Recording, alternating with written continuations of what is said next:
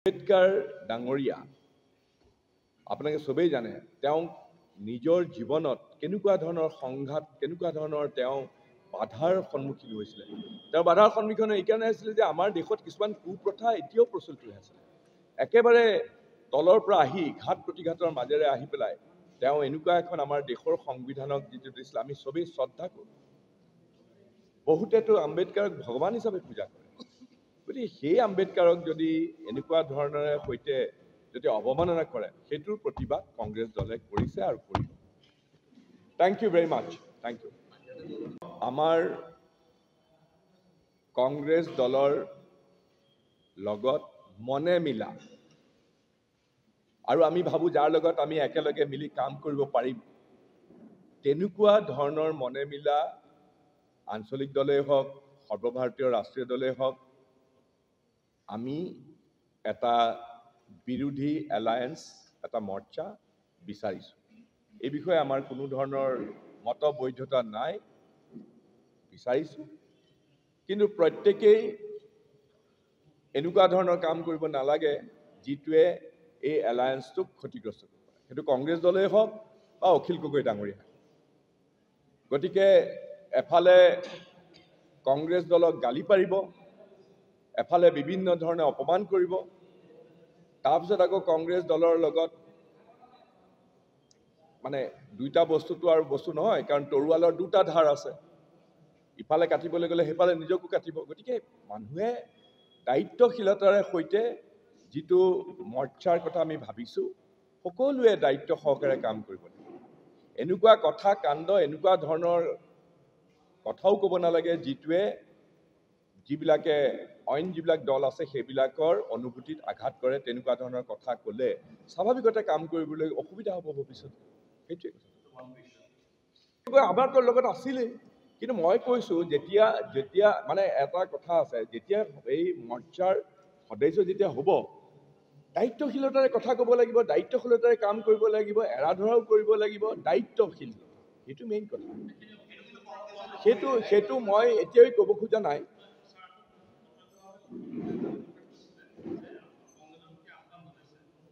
সেই বস্তুটো কংগ্ৰেছ দলৰ কৰ্ম নিৰ্ধাৰক কমিটিয়ে সিদ্ধান্ত ল'ব। কিন্তু মই এইটো কথাই কৈছোঁ যে এলায়েন্স আমি বিচাৰিছোঁ। সেইটো পঞ্চায়ত ইলেকশ্যনতে হ'ব নে বিধানসভা নিৰ্বাচনত হ'ব সেইটো কংগ্ৰেছ দলৰ কৰ্ম নিৰ্ধাৰক কমিটিয়ে সিদ্ধান্ত ল'ব। মই জানো এইটো কথা, মই আপোনাক তাৰ উত্তৰ দিব পাৰোঁ।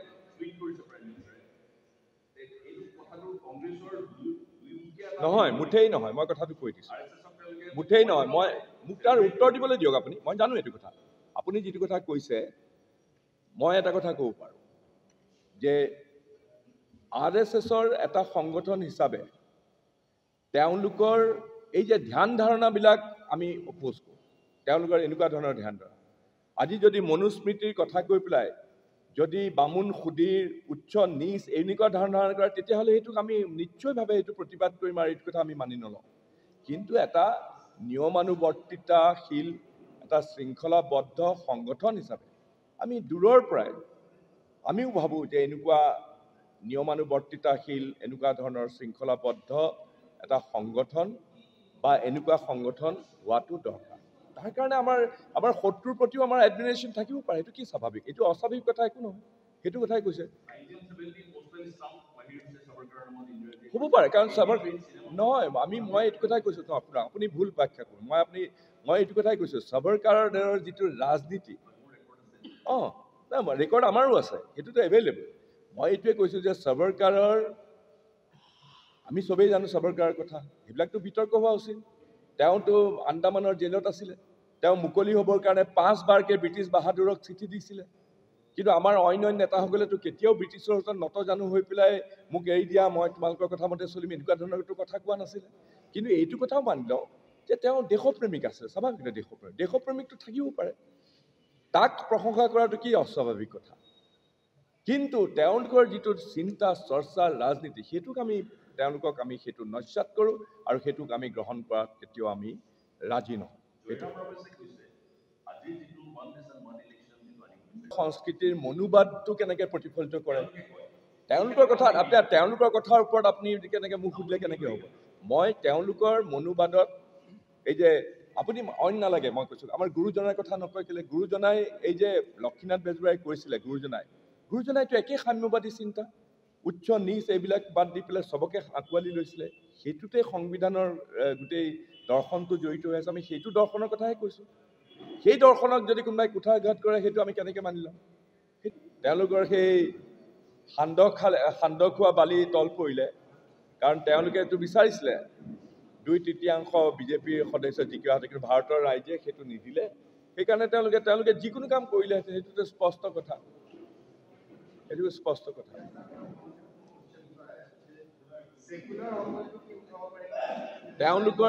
তেওঁলোকে মুখেৰে কোৱা নাই কিন্তু তেওঁলোকৰ কাম কাজ তেওঁলোকৰ কথা কাণ্ড এইটো স্পষ্ট হৈ গৈছিলে যে তেওঁলোকে ভাৰত ধৰ্ম নিৰপেক্ষ ৰাষ্ট্ৰ হৈ থকাটো সংবিধানে গ্যাৰাণ্টি দিয়া কথাটো তেওঁলোকে বিচৰা নাই সেইটোতো তেওঁলোকৰ কথা কাণ্ড স্পষ্ট হৈ গৈছে প্ৰতি কথা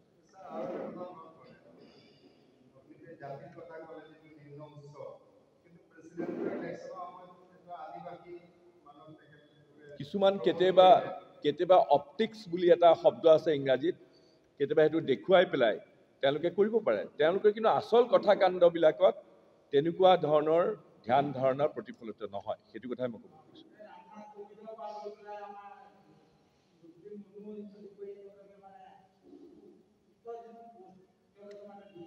দিয়ে আমিও দিছিলোঁ সেইটো কেতিয়াবা কিন্তু তেওঁলোকে আমি একেবাৰে অন্তৰৰ পৰা মীৰা কুমাৰীৰ দৰে ব্যক্তি জগজীৱন ৰামৰ দৰে ব্যক্তি আপুনি চবেই জানে উচ্চ পদত আছিলে কংগ্ৰেছৰ দিনতো কিন্তু তেওঁলোকে দেখুৱাবৰ কাৰণে কেতিয়াবা কিবা কৰে কিন্তু তাৰ আঁৰত কিন্তু তেওঁলোকৰ ধ্যান ধাৰণা কিন্তু ভাল নহয় সেই ধ্যান ধাৰণাৰ কথাহে মই কৈছোঁ এতিয়া কোনোবাই অইন প্ৰশ্ন আপুনি যিটো কৈছিলে সেইটো কওক মানে এইবিলাক অসংখ্য উদাহৰণ আছে আপুনি এইটো কথা কৈছে দ্ৰৌপদী মুৰ্মুৰ নিয়ম মতে আপোনালোকে জানে যে আমাৰ সংসদৰ অধিৱেশনত সদায় এতিয়া আমাৰ বাজেট ছেশ্যন হ'ব বাজেট ছেশ্যনত আমাৰ প্ৰেচিডেণ্ট অফ ইণ্ডিয়াহে যায় ভাষণ দিয়ে প্ৰেচিডেণ্ট অফ ইণ্ডিয়াহে মূল তেওঁৰ তলতে সংবিধান চলে আমাৰ সংসদ অধিৱেশন কিন্তু তেনে ব্যক্তিকে প্ৰেচিডেণ্ট অফ ইণ্ডিয়াকে নতুন সংসদ ভৱন মুকলি কৰিবলৈতো নামাতিলে ৰাইজে কয় অভিযোগ হয়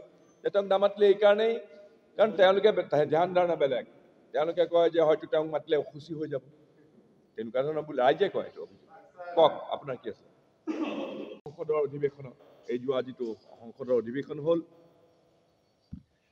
যেতিয়া কংগ্ৰেছ দলে বিচৰা মতে যেতিয়া সংবিধানৰ ওপৰত যেতিয়া আলোচনা হৈছিলে তাৰ উত্তৰত ভাৰতৰ যিগৰাকী গৃহমন্ত্ৰী অমিত শ্বাহ ডাঙৰীয়াই স্পষ্টভাৱে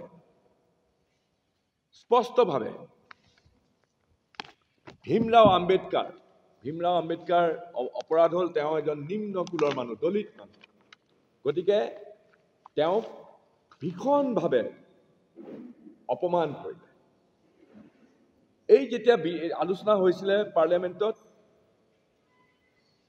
মই পঢ়ি দিছোঁ মোৰ অডিঅ'টো আছে অমিত শ্বাহে কি কৈছিলে অমিত শ্বাহে যেতিয়া আলোচনাত ভাগ লৈ পেলাই ভাৰতৰ গৃহমন্ত্ৰী হিচাপে কি বুলি ক'লে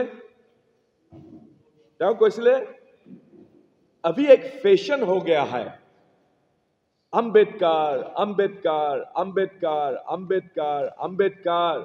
अरे भाई इतना नाम अगर भगवान को लेते थे 7 जन्म तक स्वर्ग मिल जाता B.R. আম্বেদকাৰৰ প্ৰতি কিমান অপমানসূচক কথা ভাৰতৰ এই বিজেপি দলৰ চৰকাৰৰ গৃহমন্ত্ৰীজনে সংসদৰ মজিয়াত কেনেকৈ কৈছে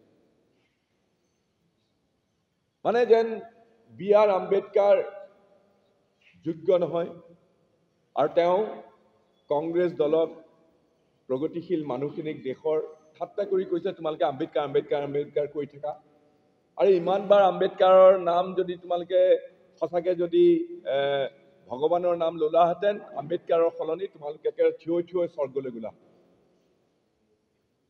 মানে আম্বেদকাৰ একেবাৰে অযোগ্য ব্যক্তি কাৰণ তেওঁ নিম্ন কুলৰ দলিত ব্যক্তি আছে আৰু এনেধৰণেৰে তেওঁ হিন্দীত যিখিনি কথা কৈছিলে তাৰ মানেটো মই ইংৰাজীত কৈ দিছোঁ It has become a fashion to say Ambedkar repeatedly.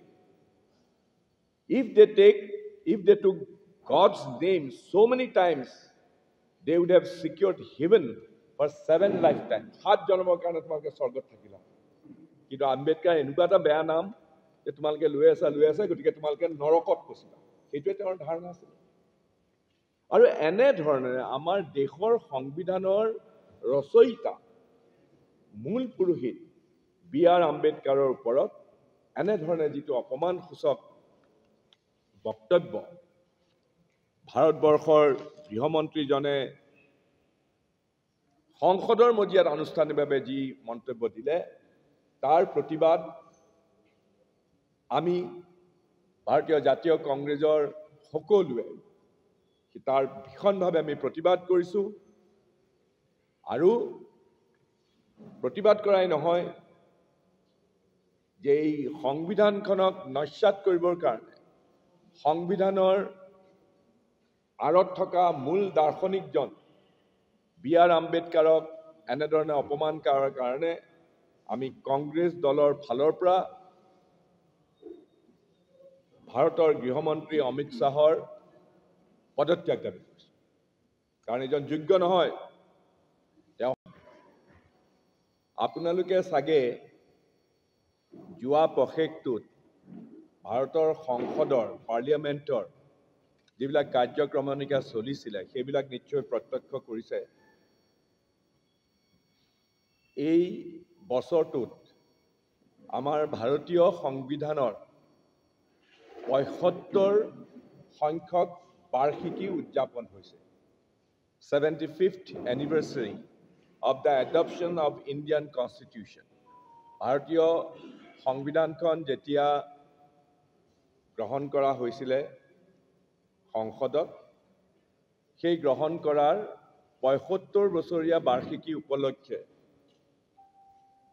Congress দলৰ ভাৰতীয় জাতীয় কংগ্ৰেছৰ বিৰোধী পক্ষৰ নেতাসকলে আমাৰ লোকসভাত leader of opposition Shri Rahul Gandhi ডাঙৰীয়া আৰু ৰাজ্যসভাত লিডাৰ অফ অপজিশ্যন শ্ৰীযুত মল্লিকাৰ্জুন খাৰ্গে ডাঙৰীয়াই যৌথভাৱে দাবী জনাইছিলে যে ভাৰতীয় সংবিধানখনৰ ওপৰত এটা আলোচনা হোৱাটো উচিত। কাৰণ আমি সকলোৱে ভাৰতীয় সংবিধানৰ ৭৫ সংখ্যক বাৰ্ষিকী এই বছৰটো উদযাপন কৰিছোঁ।